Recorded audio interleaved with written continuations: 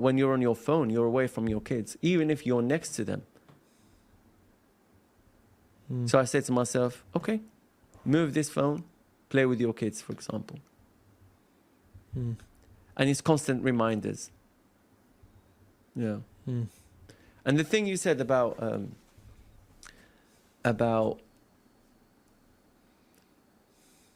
starting and then stopping, starting and then stopping. So when you're stopping, what are you doing?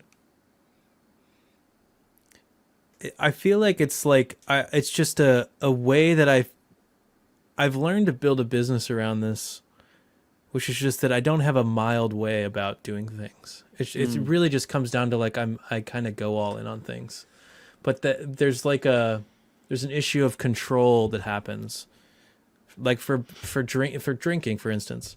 Like I can drink 1 beer a week, and it eventually becomes 2 a week, 3 a week, 4 a week, and this has happened for maybe 10 years now. So and I've actually just built I've built around it, and I like it. I like where this has landed, which is like the winter is where I basically drink the most, and the most I will drink is about 1 beer per day.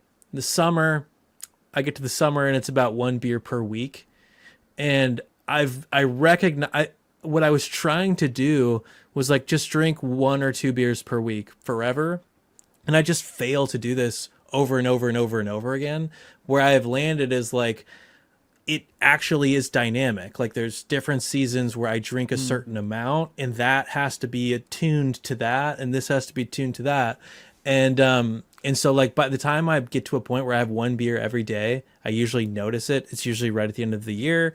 And then I usually just reset. I'm like, let's go 1 a week. It's the perfect time. It's January 1st. And so I just do 1 a week it all the way down to 1 a day to the end of the year. And every year it just resets. It's the same exact sort of structure.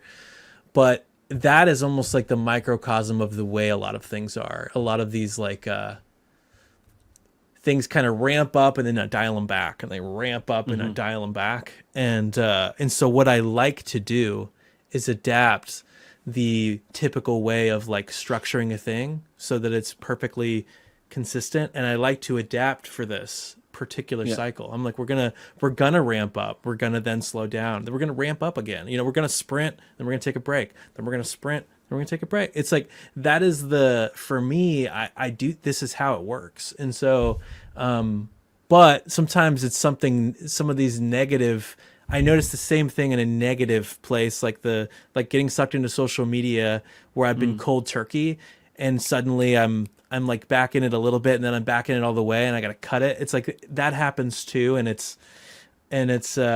for those things, I want to be a little more ruthless, and I want to find a better way. I'm not like satisfied with just letting this wave occur, but I just recognize that wave is present pretty much in all these processes that are part of my life.